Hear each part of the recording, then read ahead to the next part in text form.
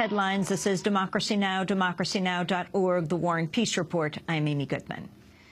As we go to air, reports are still coming in on the status of the capital of Libya after a lightning advance by rebel fighters who poured into Tripoli with surprising ease. Much of the capital appears to be under rebel control, although heavy fighting is underway in many areas. Al Jazeera reports clashes are continuing in Tripoli, with the rebels pushing towards Libyan leader Muammar Gaddafi's compound, but facing resistance. Reuters reports forces loyal to Gaddafi in Tripoli have stationed tanks near his compound.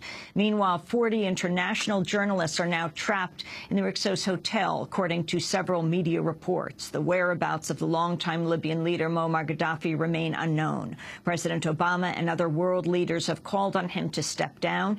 In a statement issued after the rebels arrived in Tripoli, Obama said, quote, "The surest way for the bloodshed to end is simple. Muammar Gaddafi and his regime need to recognize their rule has come to an end. Gaddafi needs to acknowledge the reality that he no longer controls Libya. He needs to relinquish power once and for all." Obama said the U.S. recognizes the Transitional National Council, or TNC, as the legitimate governing authority in Libya.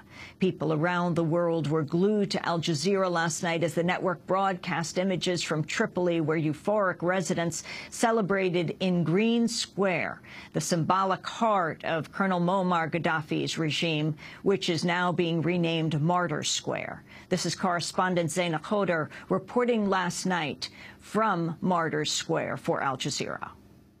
We are in Green Square, the city center of Tripoli, and as you can see behind me, celebrations are taking place. There's a party in the Libyan capital tonight, and the people of Libya are now in charge of their capital. In fact, they've already decided that this square will no longer be known as the Green Square, a name which was given by Muammar Gaddafi. It is now called Martyr Square, the original name. There's a lot of euphoria here. People are shouting, "We are free." Muammar Gaddafi has gone. They're even shooting at his poster. A lot of celebratory gunfire. This city is now in the hands of the opposition. There are still some pockets where Gaddafi forces are, and people here are worried about sleeper cells, but they are confident the capital now belongs to them.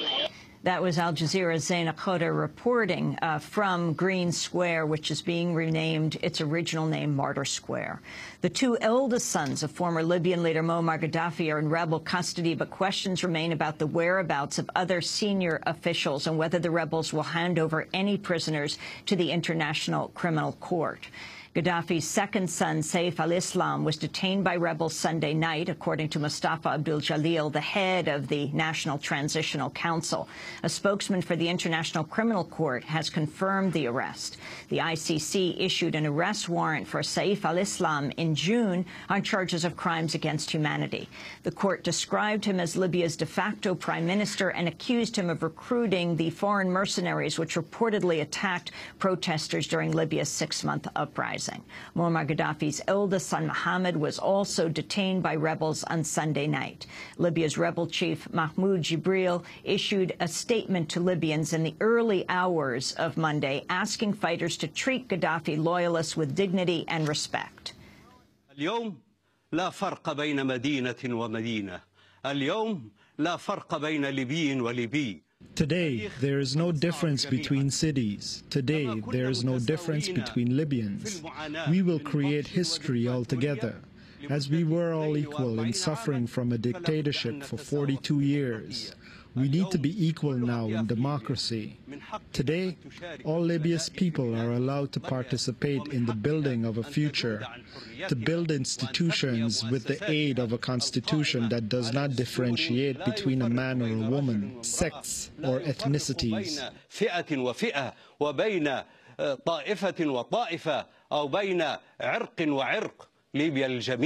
Libya is for everyone and will now be for everyone.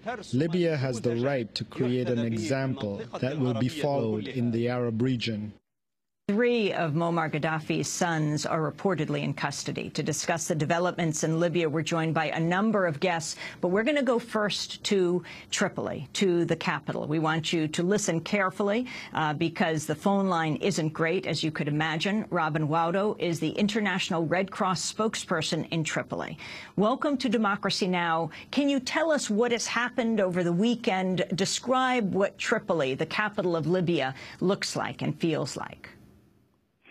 Thank you very much. Since Saturday night, there's been heavy fighting between the armed opposition and government forces within the city. We are living not very far away from the port, just along the road that is on the coast. And since Saturday night and throughout Sunday and last night, there was heavy fighting, explosions and gunfire between the two forces. Yesterday, it was almost impossible to come to the office because of this, but we had a small team that was able to get through and pick up some things that we needed from the office. Today, there is relative calm. You still hear bursts of gunfire, but it's much less than what we had on the weekend. And we are able to come to the office and begin to distribute some medical assistance to help health facilities so that they can be able to assist the wounded casualties. Can you talk about the numbers of wounded? The spokesperson for Muammar Gaddafi said in the last few days something like 1,300 people were killed, 5,000 wounded. Are these reports accurate? Do you have any sense of this? At this juncture, it's difficult to confirm this because we were only able to begin moving today, so we don't have a global picture. And with a very small team, our most urgent activity is to be able to deliver medical aid and to begin doing this kind of assessment. So the difficulty still remains the fragile security situation, given that the armed opposition is still fighting with the government in various places. And reports, as a representative of the International Red Cross, of who is in custody. For example, the 3 sons of Muammar Gaddafi. We have had reports about, of course, we usually, at the ICRC, we visit detained persons so that we can have them contact their families or so that we can ensure that their conditions of detention are humane. But we are not doing this right now. We are considering maybe something that we'll do not just for those who have been mentioned, but also for people who may be detained in the aftermath of the conflict as well. Robin Waudo, we're going to turn now to our guest in Cairo, who's just recently been in Libya. Khaled Mattawa is an acclaimed Libyan poet and scholar, associate professor at the University of Michigan, returned to Cairo last week after weeks in Libya.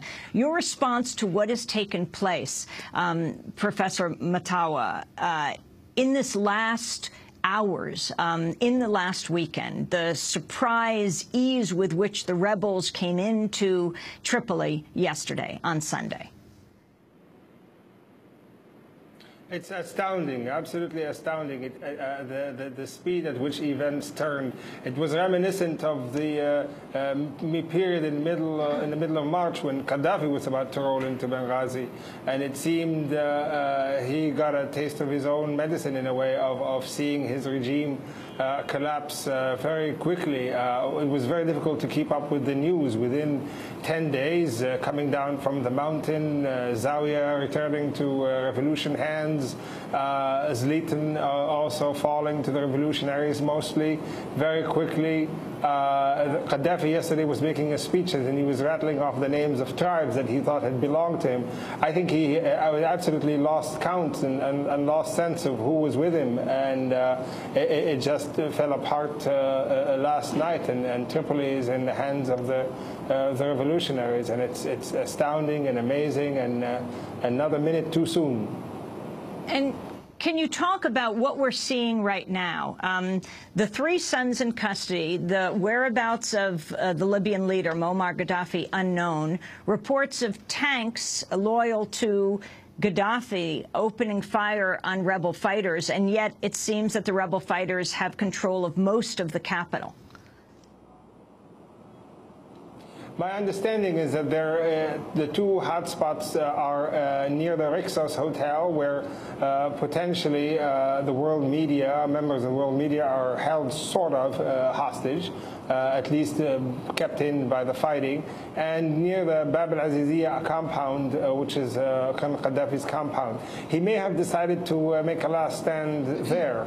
I'm not sure. There have been a report of him being near the Algerian border or near Chad. It is not very clear, but clearly there are people still fighting. There might be some snipers around.